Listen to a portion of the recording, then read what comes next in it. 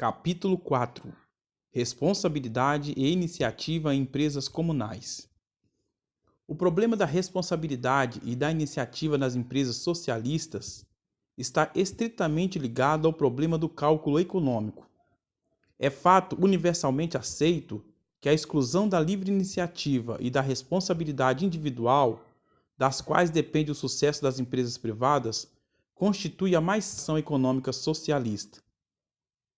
Grande parte dos socialistas silenciosamente ignora esse problema. Outros creem que o refutam fazendo alusão aos membros do conselho de administração das empresas. Embora não sejam os proprietários dos meios de produção, alegam: as empresas sob seu comando prosperam. Se a sociedade, em vez de os acionistas da empresa, se tornar a proprietária dos meios de produção, nada será alterado. Os membros do conselho de administração não trabalhariam de maneira menos satisfatória para a sociedade do que para os acionistas. Devemos distinguir dois tipos de organizações societárias. No primeiro tipo, que consiste em grande parte de pequenas empresas, uns poucos indivíduos se unem em um empreendimento comum que assume a forma jurídica de uma empresa. Normalmente, são herdeiros dos fundadores da empresa, ou são amigos concorrentes que decidiram se fundir. Aqui, o controle e a administração da empresa estão nas mãos dos próprios acionistas ou de pelo menos alguns dos acionistas, que comandam a empresa de acordo com os próprios interesses, ou nas mãos de acionistas intimamente relacionados, como esposas, filhos e etc.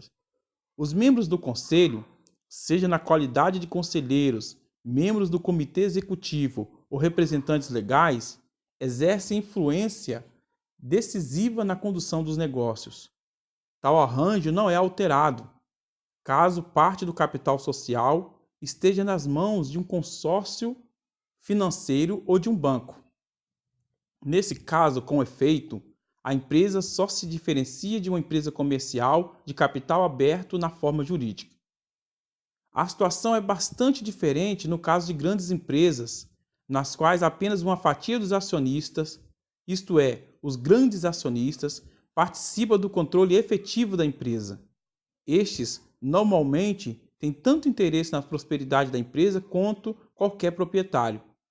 Ainda assim, é perfeitamente possível que seus interesses sejam diferentes daqueles da vasta maioria dos pequenos acionistas, que são excluídos da administração, mesmo possuindo a maior fatia do capital social. Vários conflitos de interesse podem ocorrer entre acionistas e diretores, principalmente quando os negócios da empresa são geridos em prol dos últimos, de modo que os acionistas saiam prejudicados.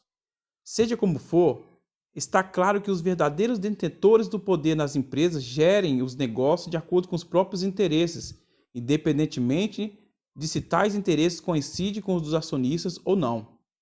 No longo prazo, em geral, será do interesse do administrador sério, que deseja uma carreira sólida e que não está simplesmente empenhado em obter um lucro passageiro, representar devidamente os interesses dos acionistas em todas as situações e evitar manipulações que possam trazer-lhes prejuízos.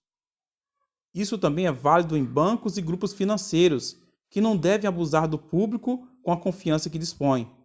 Assim, o sucesso de uma empresa não depende apenas da prescrição de motivos éticos.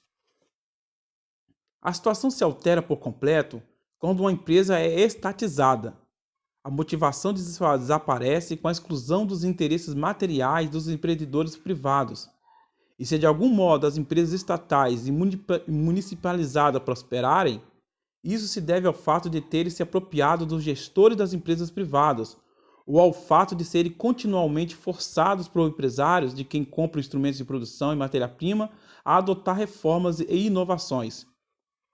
Dado que estamos em uma posição que nos permite pesquisar décadas de empreendimentos estatais ou socialistas, hoje em dia é amplamente reconhecido que nas empresas socialistas não há pressão interna para corrigir e aprimorar a produção, que não são capazes de se ajustar às constantes alterações na demanda, e que, em suma, são um membro atrofiado no organismo econômico.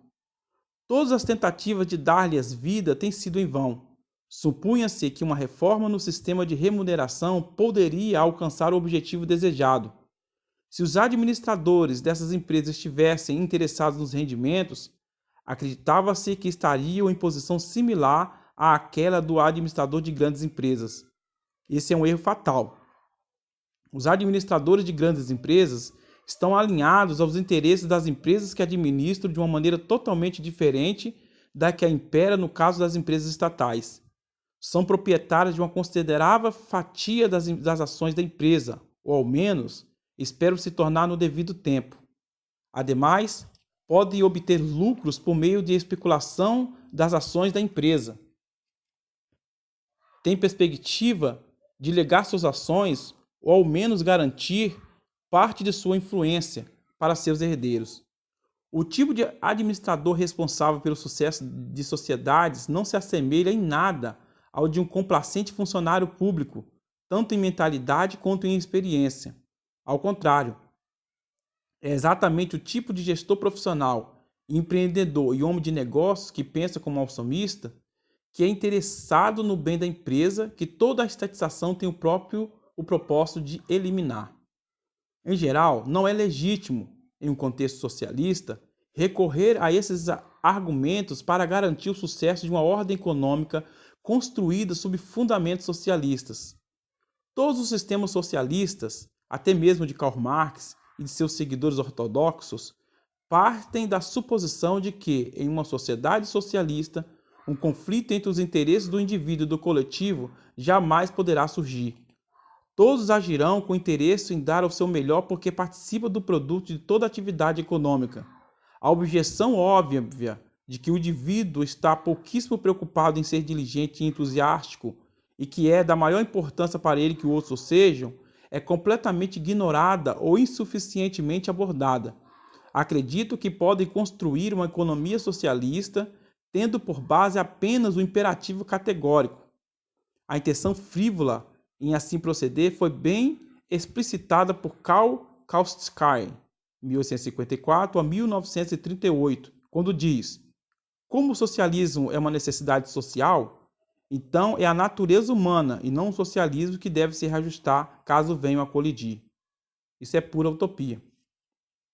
Entretanto, mesmo se por um momento admitirmos que tais experiências utópicas possam se materializar, que cada indivíduo em uma sociedade socialista empenhar-se-á com o mesmo fervor com que se empenha na sociedade atual em que está sujeito à pressão da livre concorrência, ainda há o problema de se mensurar o resultado da atividade econômica em uma comunidade socialista que não permite cálculo econômico algum. Não se pode economizar se não estivermos na posição de saber como economizar. Uma frase popular afirma que, se pensarmos de maneira menos burocrática e mais comercial, as empresas comunais funcionarão tão bem quanto empresas privadas. Os principais cargos devem ser ocupados por comerciantes e então os lucros crescerão depressa. Infelizmente, a mentalidade comercial não é algo externo que pode ser arbitrariamente transferido.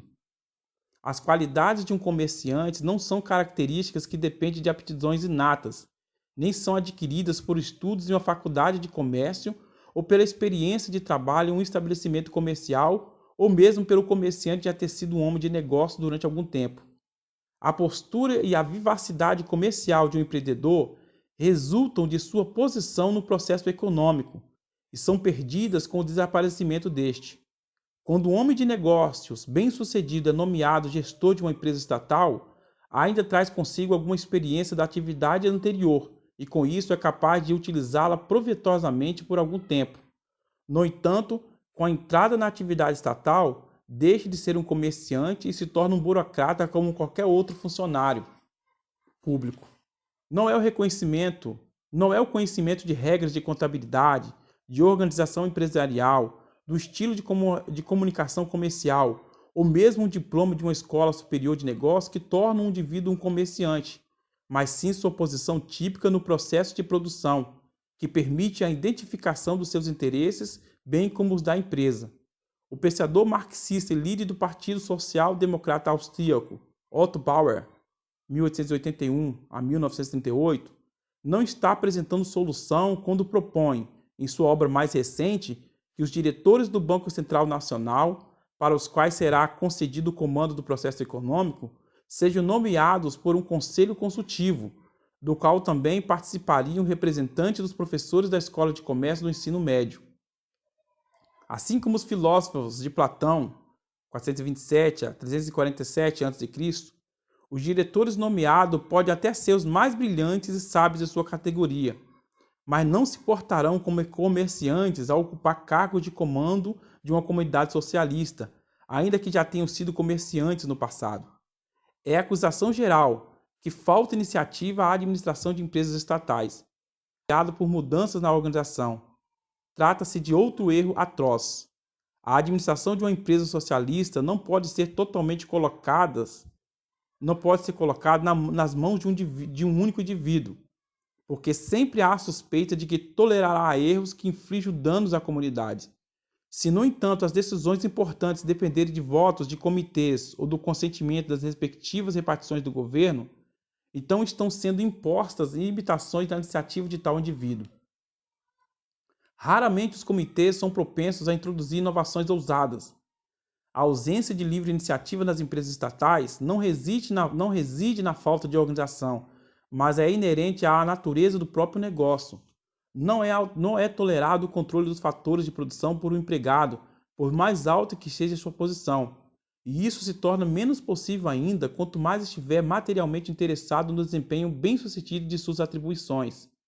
Pois, na prática, o administrador não proprietário poderá, no máximo, ser responsabilizado moralmente pelas perdas geradas. Portanto, no socialismo, prejuízos éticos são a contrapartida a oportunidades de ganhos materiais. O dono da propriedade, por outro lado, arcará ele mesmo com as consequências, pois sofrerá no bolso a perda advinda de negócios mal geridos. Aí está precisamente a diferença principal entre os modos de produção liberal e socialista.